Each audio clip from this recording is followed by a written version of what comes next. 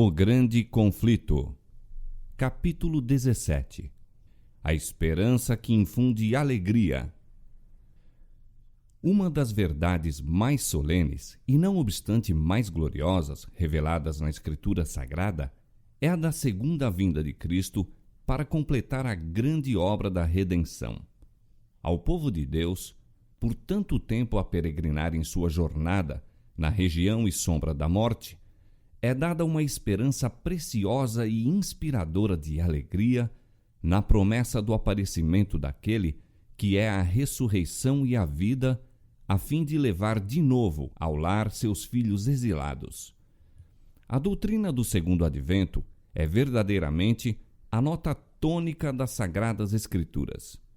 Desde o dia em que o primeiro par volveu os entristecidos passos para fora do Éden, os filhos da fé têm esperado a vinda do prometido para quebrar o poder do destruidor e de novo levá-los ao paraíso perdido.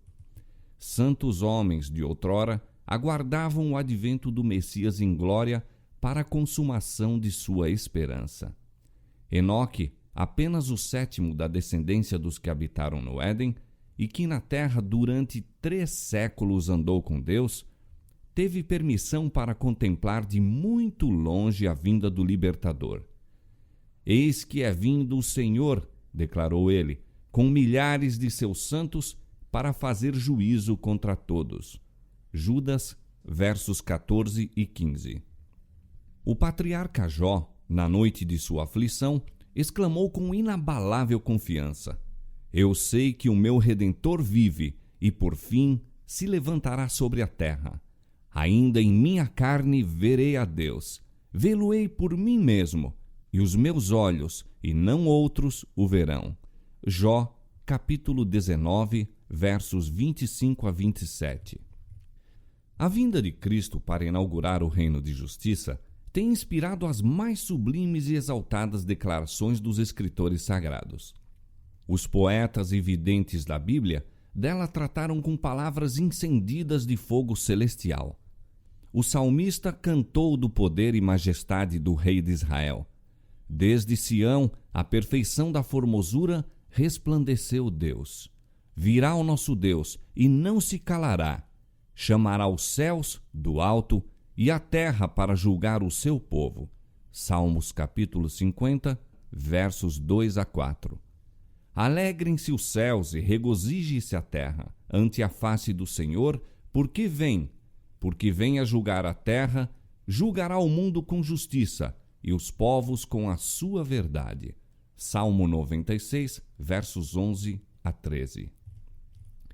Disse o profeta Isaías: Despertai e exultai os que habitais no pó, porque o teu orvalho será como o orvalho das ervas, e a terra lançará de si os mortos. Os teus mortos viverão, os teus mortos ressuscitarão. Aniquilará a morte para sempre, e assim enxugará o Senhor Jeová as lágrimas de todos os rostos, e tirará o opróbrio do seu povo de toda a terra. Porque o Senhor o disse, e naquele dia se dirá: Eis que este é o nosso Deus a quem aguardávamos, e ele nos salvará. Este é o Senhor a quem aguardávamos. Na sua salvação gozaremos e nos alegraremos. Isaías capítulo 26, verso 19, capítulo 25, versos 8 e 9. E Abacuque, transportado em sua visão, contemplou seu aparecimento. Deus veio de Temã e o santo do monte de Parã. A sua glória cobriu os céus e a terra encheu-se de seu louvor. E o seu resplendor era como a luz. Parou e mediu a terra. Olhou e separou as nações. E os montes perpétuos foram esmiuçados. Os outeiros eternos se encurvaram. O andar eterno é seu. Andaste sobre teus cavalos e teus carros de salvação. Os montes te viram e tremeram. Deu o abismo a sua voz, levantou as suas mãos ao alto. O sol e a lua pararam nas suas moradas. Andaram à luz das tuas frechas, ao resplendor do relâmpago da tua lança. Tu saíste para o salvamento do teu povo, para salvamento do teu ungido. Abacuque capítulo 3, versos 3 a 13. Quando o Salvador estava prestes a separar-se de seus discípulos, confortou-os em sua tristeza com a segurança de que viria outra vez. Não se turbe o vosso coração. Na casa de meu Pai há muitas moradas. Vou preparar-vos lugar, e se eu for e vos preparar lugar, virei outra vez e vos levarei para mim mesmo. João capítulo 14, versos 1 a 3. E quando o Filho do Homem vier em sua glória, e todos os santos com ele, então se assentará no trono de sua glória, e todas as nações serão reunidas diante dele. Mateus capítulo 25, versos 31 e 32. Os anjos que por momentos se detiveram no Monte das Oliveiras depois da ascensão de Cristo, repetiram aos discípulos a promessa de sua volta. Esse Jesus, que dentre vós foi recebido em cima no céu, há de vir assim como para o céu o vistes ir. Atos capítulo 1, verso 11. E o apóstolo Paulo, falando pelo Espírito de inspiração, testificou: o mesmo Senhor descerá do céu com alarido e com voz de arcanjo e com a trombeta de Deus. 1 Tessalonicenses capítulo 4, verso 16. Diz o profeta de Patmos: eis que ele vem com as nuvens, e todo olho o verá. Apocalipse capítulo 1, verso 7. Em torno de sua vinda agrupam-se as glórias daquela restauração de tudo, de que Deus falou pela boca de todos os seus santos profetas desde o princípio. Atos capítulo 3, 21. Quebrar-se-á então o prolongado domínio do mal. Os reinos do mundo tornar-se-ão de nosso Senhor e de seu Cristo, e ele reinará para todo sempre. Apocalipse capítulo 11, verso 15. A glória do Senhor se manifestará, e toda a carne juntamente a verá. O Senhor Jeová fará brotar justiça e o louvor para todas as nações. Ele será por coroa gloriosa e por grinalda formosa para os restantes de seu povo. Isaías capítulo 40, verso 5, capítulo 61, verso 11 e capítulo 28, verso 5. É então que o pacífico e longamente almejado reino do Messias se estabelecerá sob todo o céu. O Senhor consolará a Sião, consolará a todos os seus lugares assolados, e fará os seus desertos como o Éden, e a sua solidão como o jardim do Senhor. A glória do Líbano se lhe deu, a excelência do Carmelo e Saron.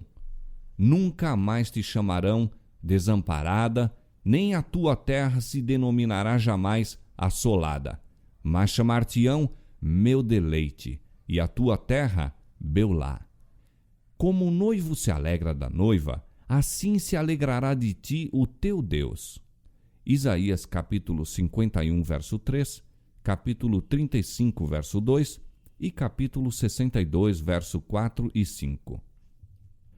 A vinda do Senhor tem sido em todos os séculos a esperança de seus verdadeiros seguidores. A última promessa do Salvador no Monte das Oliveiras, de que ele viria outra vez, iluminou o futuro a seus discípulos, encheu-lhes o coração de alegria e esperança que as tristezas não podem apagar nem as provações empanar. Em meio de sofrimento e perseguição, o aparecimento do grande Deus e nosso Salvador Jesus Cristo foi a bem-aventurada esperança. Quando os cristãos tessalonicenses estavam cheios de pesar ao sepultarem os seus queridos, que haviam esperado viver para testemunharem a vinda de Jesus, Paulo, seu instrutor, apontou-lhes a ressurreição a ocorrer por ocasião do advento do Salvador. Então os mortos em Cristo ressurgiriam e, juntamente com os vivos, seriam arrebatados para encontrar o Senhor nos ares. E assim, disse ele, estaremos sempre com o Senhor. Portanto, consolai-vos uns aos outros com estas palavras. 1 Tessalonicenses capítulo 4, versos 16 a 18. Na rochosa ilha de Patmos, o discípulo amado ouve a promessa: certamente cedo venho. E em sua anelante resposta, sintetiza a prece da Igreja em toda a sua peregrinação. Amém, ora vem, Senhor Jesus. Apocalipse capítulo 22, verso 20. Do calabouço, da tortura, da forca, onde santos e mártires testificaram da verdade, vem através dos séculos a voz de sua fé e esperança. Estando certos da ressurreição pessoal de Cristo e, por conseguinte, de sua própria, por ocasião da vinda de Jesus, diz um desses cristãos: desprezavam a morte e verificava-se estarem acima dela. Estavam dispostos a descer ao túmulo para que pudessem ressuscitar livres. Esperavam pelo Senhor a vir do céu, nas nuvens, com a glória de seu Pai, trazendo aos justos os tempos do reino. Os valdenses acariciavam a mesma fé. Wycliffe aguardava o aparecimento do Redentor como a esperança da Igreja. Lutero declarou: convenço-me, em verdade, de que o dia do juízo não está para além de 300 anos. Deus não quer, não pode suportar por muito tempo mais este ímpio mundo. Aproxima-se o grande dia em que se subverterá o rei da abominação. Este velho mundo não está longe de seu fim, disse Melanchthon. Calvino manda aos cristãos não hesitarem, desejando ardentemente o dia da vinda de Cristo como o mais auspicioso de todos os acontecimentos, e declara que a família inteira dos fiéis conservará em vista aquele dia. Devemos ter fome de Cristo, devemos buscá-lo, contemplá-lo. Diz ele, até a aurora daquele grande dia em que o nosso Senhor amplamente manifestará a glória do seu reino. Não levou o nosso Senhor Jesus nossa carne para o céu? Disse Knox, o reformador escocês. E não voltará ele? Sabemos que voltará, e isso dentro em breve. Ridley e Latimer, que depuseram a vida pela verdade, esperaram pela fé a vinda do Senhor. Ridley escreveu: o mundo, creio eu, portanto o digo, chegará sem dúvida ao fim. De coração, clamemos como João, o servo de Deus, a Cristo nosso Salvador. Vem, Senhor Jesus, vem. Os pensamentos que se relacionam com a vinda do Senhor, disse Baxter, são dulcíssimos e muito gozosos para mim. É a obra da fé e do caráter de seus santos amar seu aparecimento e aguardar o cumprimento da bem-aventurada esperança.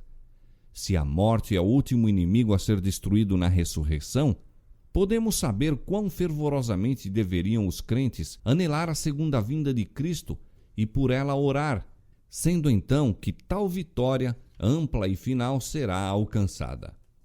Este é o dia que todos os crentes devem almejar, esperar e aguardar como cumprimento de toda a obra de sua redenção e de todos os desejos e esforços de sua alma. Apressa ao Senhor este bem-aventurado dia. Esta foi a esperança da Igreja Apostólica, da Igreja no deserto e dos reformadores. A profecia não somente prediz a maneira e objetivo da vinda de Cristo, mas apresenta sinais pelos quais os homens podem saber quando a mesma está próxima.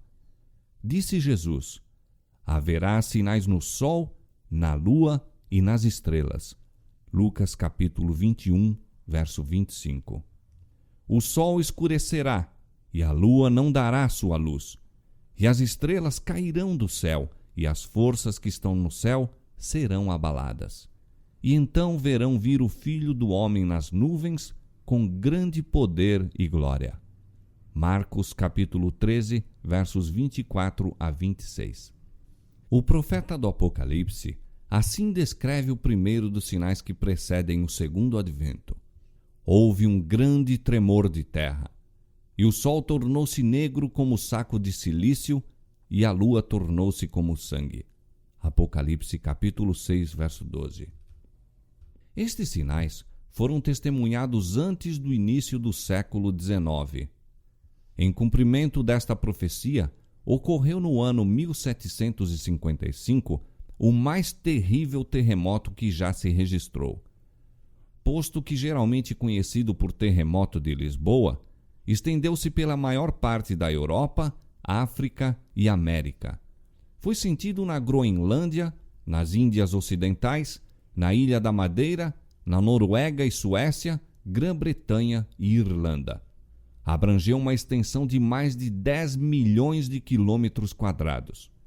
Na África, o choque foi quase tão violento como na Europa. Grande parte da Argélia foi destruída e a pequena distância de Marrocos foi tragada uma aldeia de 8 ou 10 mil habitantes. Uma vasta onda varreu a costa da Espanha e da África, submergindo cidades e causando grande destruição. Foi na Espanha e Portugal que o choque atingiu a maior violência.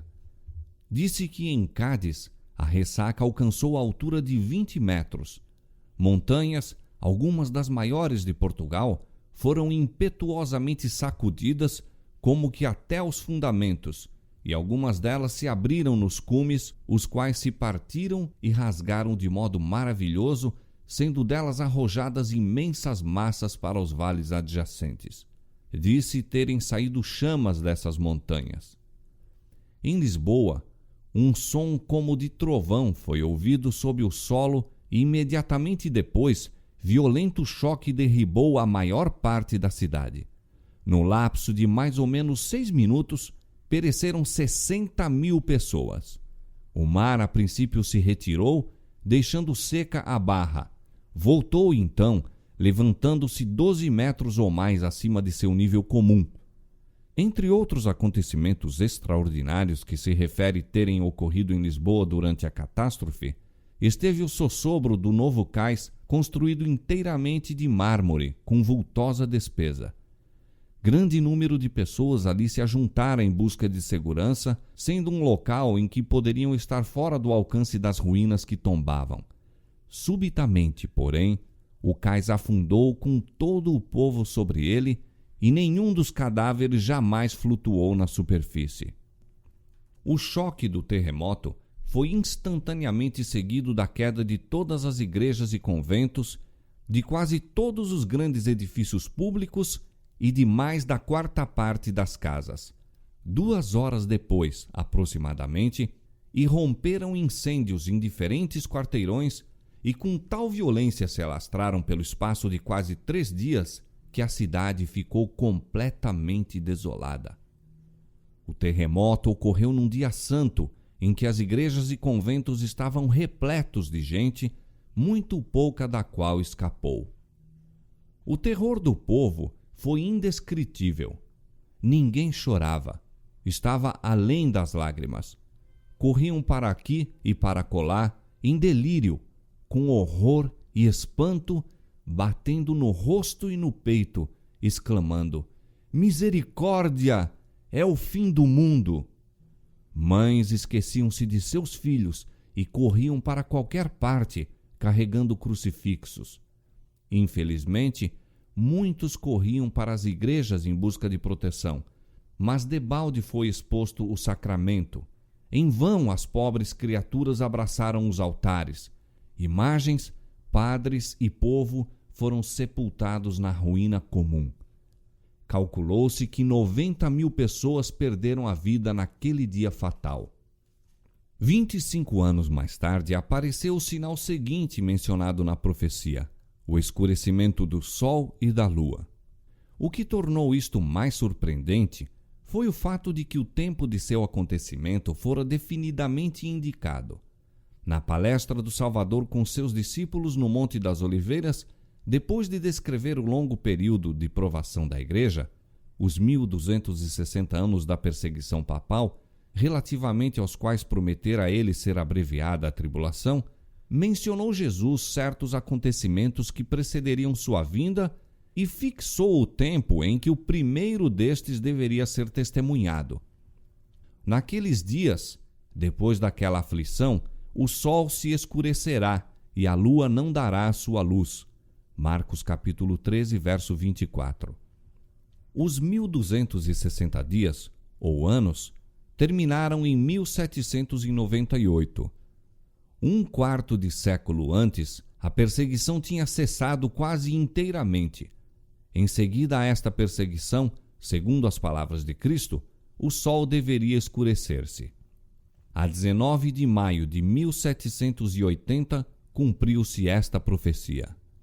Único ou quase único em sua espécie pelo misterioso e até agora inexplicado fenômeno que nele se verificou, foi o dia escuro de 19 de maio de 1780, de inexplicável escuridão que cobriu todo o céu e a atmosfera visíveis em Nova Inglaterra. Uma testemunha ocular que vivia em Massachusetts, nestes termos descreve o acontecimento. Pela manhã surgiu claro o sol, mas logo se ocultou. As nuvens se tornaram sombrias, e delas negras e ameaçadoras como logo se mostraram, chamejavam relâmpagos, ribombavam trovões, caindo leve aguaceiro. Por volta das 9 horas, as nuvens se tornaram mais finas, tomando uma aparência bronzeada ou acobreada, e a terra, pedras, árvores, edifícios, água e as pessoas tinham aspecto diferente por causa dessa estranha luz sobrenatural. Alguns minutos mais tarde, pesada nuvem negra se espalhou por todo o céu, exceto numa estreita orla do horizonte, e ficou tão escuro como usualmente às 9 horas de uma noite de verão. Temor, ansiedade e pavor encheram gradualmente o espírito do povo. Mulheres ficaram à porta olhando para a negra paisagem. Os homens voltavam de seus labores nos campos. O carpinteiro deixava suas ferramentas, o ferreiro a forja, o negociante o balcão. As aulas eram suspensas e as crianças, tremendo, fugiam para casa. Os viajantes acolhiam-se à fazenda mais próxima. O que será? Inquiriam todos os lábios e corações. Dir-se-ia que um furacão estivesse prestes a precipitar-se sobre o país, ou fosse o dia da consumação de todas as coisas. Acenderam-se velas, e o fogo na lareira brilhava tanto como em noite de outono sem luar. As aves retiravam-se para os puleiros e iam dormir. O gado ajuntava-se no estábulo e berrava. As rãs coachavam, os pássaros entoavam seus gorjeios vespertinos e os morcegos voavam em derredor. Mas os seres humanos sabiam que não era vinda a noite. O Dr. Nathanael Whittaker, pastor da Igreja do Tabernáculo em Salem, dirigia serviços religiosos na casa de culto e pregava um sermão no qual sustentou que as trevas eram sobrenaturais. Reuniram-se congregações em muitos outros lugares.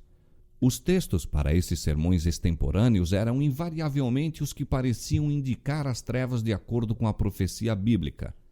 As trevas foram densíssimas logo depois das 11 horas. Na maioria dos lugares do país foram tão grandes durante o dia que as pessoas não podiam dizer a hora, quer pelo relógio de bolso, quer pelo de parede, nem jantar, nem efetuar suas obrigações domésticas sem a luz de velas. A extensão dessas trevas foi extraordinária. Observavam-se na parte oriental até Falmouth. Para o oeste, atingiram a parte mais remota de Connecticut e Albany. Para o sul foram observadas ao longo das costas e ao norte até onde se estende a colonização americana. Seguiu-se as intensas trevas daquele dia, 1 ou 2 horas antes da noite, um céu parcialmente claro, e apareceu o sol, posto que ainda obscurecido por negro e pesado nevoeiro. Depois do pôr do sol, as nuvens novamente subiram e escureceu muito rapidamente. Tampouco foram as trevas da noite menos incomuns e aterrorizadoras do que as do dia.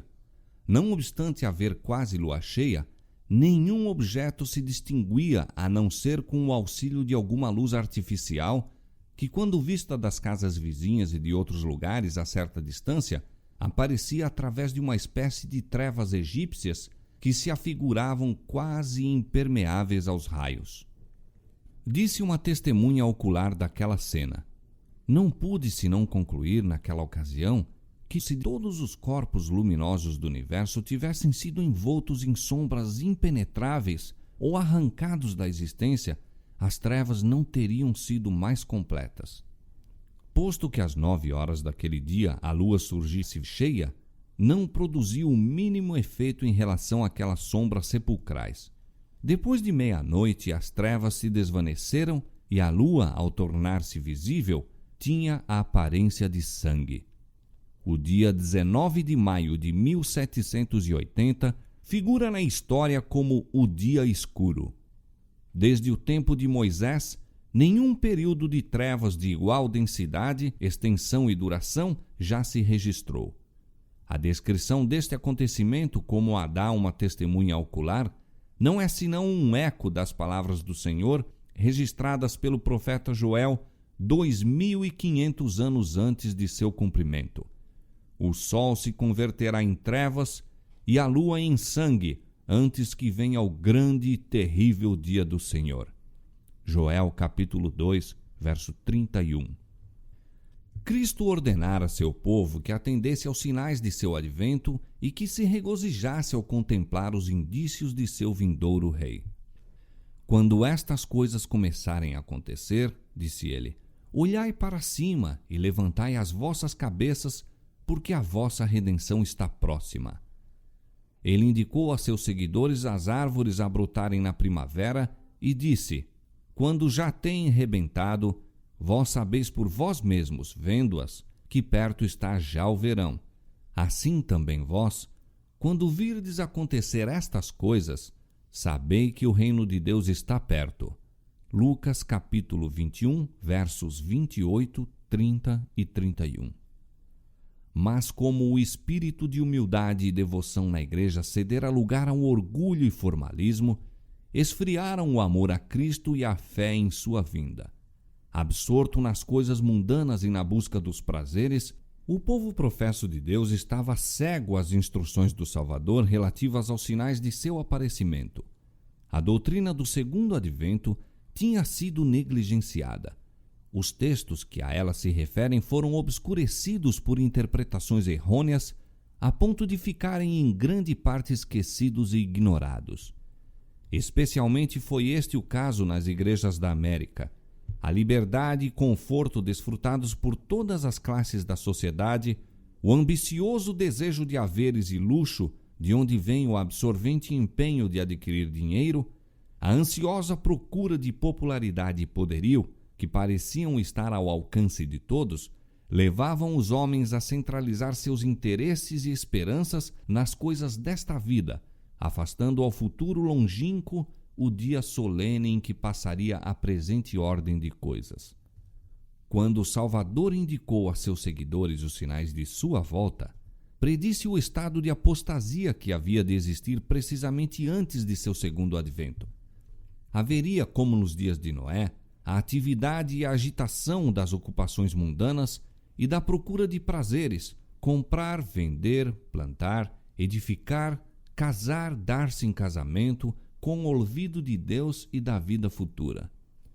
Para os que viverem nesse tempo, a advertência de Cristo é: olhai por vós, não aconteça que os vossos corações se carreguem de glutonaria, de embriaguez e dos cuidados da vida, e venha sobre vós de improviso aquele dia. Vigiai, pois, em todo o tempo, orando, para que sejais havidos por dignos de evitar todas estas coisas que hão de acontecer e estar em pé diante do Filho do Homem. Lucas capítulo 21, versos 34 e 36. A condição da igreja neste tempo é indicada nas palavras do Salvador em Apocalipse. Tens nome de que vives e estás morto. E aos que se recusam despertar de seu cuidadoso sentimento de segurança, é dirigido este aviso solene: se não vigiares, virei a ti como um ladrão, e não saberás a que hora sobre ti virei. Apocalipse capítulo 3, verso 1 e 3. Era necessário que os homens fossem advertidos do perigo, que se despertassem a fim de preparar-se para os acontecimentos solenes ligados ao final do tempo da graça. Declara o profeta de Deus: o dia do Senhor é grande e muito terrível, e quem o poderá sofrer? Quem estará em pé quando aparecer aquele que é tão puro de olhos que não pode ver o mal e não pode contemplar a vexação? Joel capítulo 2, verso 11, Abacuque capítulo 1, verso 13.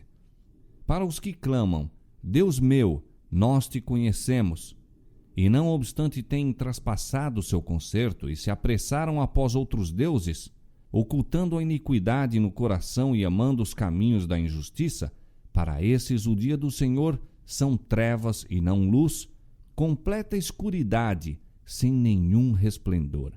Amós capítulo 5, verso 20. E há de ser que naquele tempo, diz o Senhor, esquadrinharei a Jerusalém com lanternas e castigarei os homens que estão assentados sobre as suas fezes, que dizem no seu coração: o Senhor não faz bem nem mal. Sofonias capítulo 1, verso 12. Visitarei sobre o mundo a maldade e sobre os ímpios a sua iniquidade, e farei cessar a arrogância dos atrevidos e abaterei a soberba dos tiranos. Isaías capítulo 13, verso 11. Nem a sua prata nem o seu ouro os poderá livrar. Será saqueada a sua fazenda e assoladas as suas casas. Sofonias capítulo 1, versos 18 e 13. O profeta Jeremias, prevendo esse tempo terrível, exclamou: estou ferido no meu coração. Não posso calar, porque tu, ó minha alma, ouviste o som da trombeta e o alarido da guerra. Quebranto sobre quebranto se apregoa. Jeremias capítulo 4, verso 19 e 20. Aquele dia é um dia de indignação, dia de angústia e de ânsia, dia de alvoroço e desolação, dia de trevas e de escuridão, dia de nuvens e de densas trevas, dia de trombeta e de alarido. Sofonias capítulo 1, versos 15 e 16. Eis que o dia do Senhor vem, para pôr a terra em assolação e destruir os pecadores dela. Isaías capítulo 13, verso 9. Ante a perspectiva desse grande dia, a palavra de Deus, com expressões as mais solenes e impressivas, apela para seu povo a fim de que desperte da letargia espiritual e busque sua face com arrependimento e humilhação. Tocai a buzina em Sião e clamai em alta voz no monte da minha santidade. Perturbem-se todos os moradores da terra, porque o dia do Senhor vem, ele está perto. Santificai um jejum, proclamai um dia de proibição. Congregai o povo, santificai a congregação, ajuntai os anciãos, congregai os filhinhos. Saia o noivo da sua recâmara e a noiva do seu tálamo. Chorem os sacerdotes, ministros do Senhor, entre o alpendre e o altar. Convertei-vos a mim de todo o vosso coração, e isso com jejuns e com choro e com pranto. E rasgai o vosso coração, e não os vossos vestidos, e convertei-vos ao Senhor vosso Deus, porque ele é misericordioso, compassivo e tardio em irar-se, e grande em beneficência. Joel capítulo 2, verso 1, versos 15 a 17, verso 12 e 13. A fim de preparar um povo para estar em pé no dia de Deus, deveria realizar-se uma grande obra de reforma. Deus viu que muitos dentre seu povo professo não estavam edificando para a eternidade e em sua misericórdia estava prestes a enviar uma mensagem de advertência a fim de despertá-los de seu torpor e levá-los a preparar-se para a vinda de Jesus. Esta advertência temo-la em Apocalipse 14. Apresenta-se-nos ali uma tríplice mensagem como sendo proclamada por seres celestiais e imediatamente seguida pela vinda do Filho do Homem para recolher a messe da terra. A primeira dessas advertências anuncia o juízo que se aproxima. O profeta contempla um anjo voando pelo meio do céu, tendo o evangelho eterno para o proclamar aos que habitam sobre a terra e a toda a nação e tribo e língua e povo, dizendo com grande voz: temei a Deus e dai-lhe glória, porque vinda é a hora do seu juízo, e adorai aquele que fez o céu e a terra e o mar e as fontes das águas.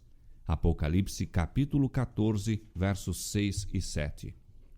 Declara-se que esta mensagem é parte integrante do Evangelho eterno. A obra de pregar o Evangelho não foi cometida aos anjos, mas confiada aos homens. Santos anjos têm sido empregados na direção desta obra.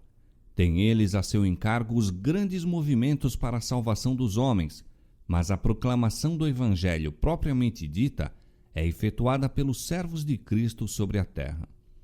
Homens fiéis, que eram obedientes aos impulsos do Espírito de Deus e aos ensinos de sua palavra, deveriam proclamar esta advertência ao mundo. Eram eles os que haviam atendido à muito firme palavra dos profetas, à luz que alumia em lugar escuro até que o dia esclareça e a estrela da alva apareça. Tinham estado a buscar o conhecimento de Deus mais do que a todos os tesouros escondidos, considerando-o melhor do que a mercadoria de prata e a sua renda do que o ouro mais fino. Provérbios capítulo 3, verso 14. E Deus lhes revelou as grandes coisas do reino. O segredo do Senhor é para os que o temem, e ele lhes fará saber o seu conserto. Salmo 25, verso 14. Não foram os ilustrados teólogos que tiveram compreensão desta verdade e se empenharam em proclamá-la. Houvessem eles sido atalaias fiéis, pesquisando as Escrituras com diligência e oração, e teriam conhecido o tempo da noite. As profecias ter-lhes-iam patenteado os acontecimentos prestes a ocorrer. Eles, porém, não assumiram tal atitude, e a mensagem foi confiada a homens mais humildes. Disse Jesus: Andai enquanto tendes luz, para que as trevas não vos apanhem. João capítulo 12, verso 35. Os que se desviam da luz que Deus lhes deu, ou negligenciam buscá-la quando está ao seu alcance, são deixados em trevas. Declara, porém, o Salvador: Aquele que me segue não andará em trevas, mas terá a luz da vida. João capítulo 8, verso 12. Quem quer que esteja com singeleza de propósito, procurando fazer a vontade de Deus, atendendo fervorosamente à luz já dada, receberá maior luz. Será enviada àquela alma alguma estrela de fulgor celestial para guiá-la em toda a verdade. No tempo do primeiro advento de Cristo, os sacerdotes e escribas da santa cidade a quem foram confiados os oráculos de Deus poderiam ter discernido os sinais dos tempos e proclamado a vinda do prometido. A profecia de Miqueias designou o lugar de seu nascimento. Miqueias capítulo 5, verso 2. Daniel especificou o tempo em que viria. Daniel capítulo 9, 25. Deus confiou estas profecias aos dirigentes judeus. Estariam sem desculpas se não soubessem nem declarassem ao povo que a vinda do Messias estava às portas. Sua ignorância era o resultado da pecaminosa negligência. Os judeus estavam edificando túmulos aos profetas assassinados, enquanto pela deferência com que tratavam os grandes homens da terra prestavam homenagem aos servos de Satanás. Absortos em suas ambiciosas lutas para conseguir posição e poderio entre os homens, perderam de vista as honras divinas que lhes eram oferecidas pelo Rei do Céu. Com profundo e reverente interesse deveriam encontrar-se a estudar o lugar, o tempo, as circunstâncias do grande acontecimento da história universal, a vinda do Filho de Deus para cumprir a redenção do homem. Todo o povo deveria ter estado a vigiar e esperar para que pudessem achar-se entre os primeiros a dar as boas-vindas ao Redentor do mundo. Mas ai, em Belém, 2 fatigados viajores, procedentes das colinas de Nazaré, percorrem em toda a extensão a estreita rua até a extremidade oriental da cidade, procurando debalde um lugar de repouso e abrigo para a noite. Porta alguma se achava aberta para os receber. Sob miserável telheiro preparado para o gado, encontraram finalmente refúgio, e ali nasce o Salvador do mundo. Anjos celestiais tinham visto a glória de que o Filho de Deus participava com o Pai antes que o mundo existisse e com profundo interesse haviam aguardado o seu aparecimento na terra como uma ocorrência repleta das maiores alegrias para todo o povo. Foram designados anjos para levar as alegres novas aos que estavam preparados para recebê-las e que alegremente as tornariam conhecidas aos habitantes da terra. Cristo se abatera para tomar sobre si a natureza do homem. Deveria ele suportar um peso infinito de misérias ao fazer de sua alma oferta pelo pecado. Todavia, desejavam os anjos que, mesmo em sua humilhação, o Filho do Altíssimo pudesse aparecer diante dos homens com uma dignidade e glória condizentes com seu caráter. Congregar-se-iam os grandes homens da terra na capital de Israel para saudar a sua vinda? Apresentá-lo-iam legiões de anjos à multidão expectante? Um anjo visita a terra a fim de ver quais os que se achavam preparados para receber Jesus. Não pode, porém, distinguir sinal algum de expectação. Não houve voz alguma de louvor e triunfo, anunciando que o tempo da vinda do Messias está às portas. O anjo paira por algum tempo sobre a cidade escolhida e o templo onde a presença divina tinha sido manifestada durante séculos. Mas, mesmo ali, há idêntica indiferença.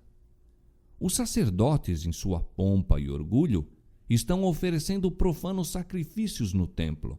Os fariseus estão em altas vozes discursando ao povo ou fazendo jactanciosas orações nas esquinas das ruas.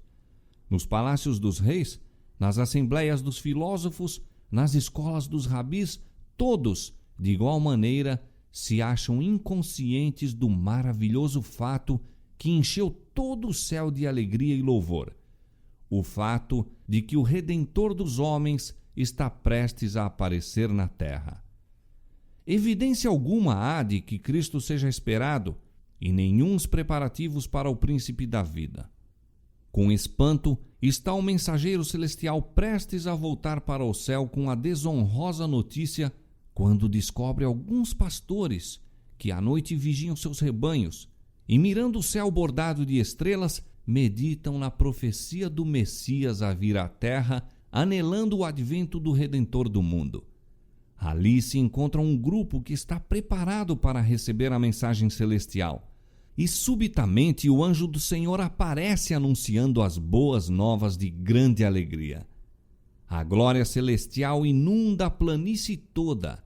Aparece uma incontável multidão de anjos e, como se fora demasiado grande alegria para um só mensageiro trazê-la do céu, uma multidão de vozes irrompe em antífonas que todas as nações dos salvos um dia entoarão. Glória a Deus nas alturas, paz na terra, boa vontade para com os homens. Lucas capítulo 2, verso 14. Oh, que lição encerra a maravilhosa história de Belém! Quanto ela reprova nossa incredulidade, nosso orgulho e amor próprio. Quanto nos adverte a nos precavermos para que não aconteça que pela nossa criminosa indiferença deixemos também de discernir os sinais dos tempos e, portanto, não conheçamos o dia de nossa visitação. Não foi somente nas colinas da Judéia, nem apenas entre os humildes pastores que os anjos encontraram os que se achavam vigilantes pela vinda do Messias. Na terra dos gentios, havia também os que por ele esperavam.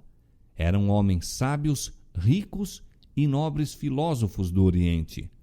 Investigadores da natureza, haviam os magos visto a Deus em sua obra. Pelas escrituras hebraicas tinham aprendido acerca da estrela que deveria surgir de Jacó e com ardente desejo esperavam a vinda daquele que seria não somente a consolação de Israel, mas uma luz para alumiar as nações e salvação até os confins da terra. Lucas capítulo 2, versos 25 e 32, Atos capítulo 13, verso 47. Buscavam a luz, e luz procedente do trono de Deus iluminou-lhes o caminho para os pés. Enquanto os sacerdotes e rabis de Jerusalém, os pretensos depositários e expositores da verdade, se encontravam envoltos em trevas, a estrela enviada pelo céu guiou os estrangeiros gentios ao lugar do nascimento do recém-nascido rei. É para os que o esperam que Cristo deve aparecer a segunda vez sem pecado para a salvação. Hebreus capítulo 9, verso 28. Semelhante às novas do nascimento do Salvador, a mensagem do segundo advento não foi confiada aos dirigentes religiosos do povo. Eles não haviam preservado sua união com Deus, recusando a luz do céu. Não eram, portanto, do número descrito pelo apóstolo Paulo. Mas vós, irmãos, Já não estais em trevas, para que aquele dia vos surpreenda como um ladrão, porque todos vós sois filhos da luz e filhos do dia. Nós não somos da noite nem das trevas. 1 Tessalonicenses capítulo 5, versos 4 e 5.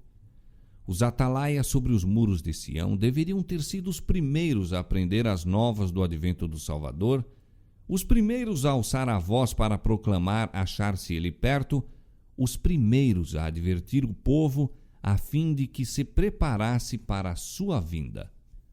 Entregavam-se, porém, ao comodismo, sonhando em paz e segurança, enquanto o povo dormia em seus pecados. Jesus viu a sua igreja semelhando a figueira estéril, coberta de pretensiosas folhas e, no entanto, destituída do precioso fruto. Notava-se alardeada observância das formas da religião, enquanto faltava o espírito da verdadeira humildade, arrependimento e fé, o que unicamente poderia tornar aceitável o culto a Deus.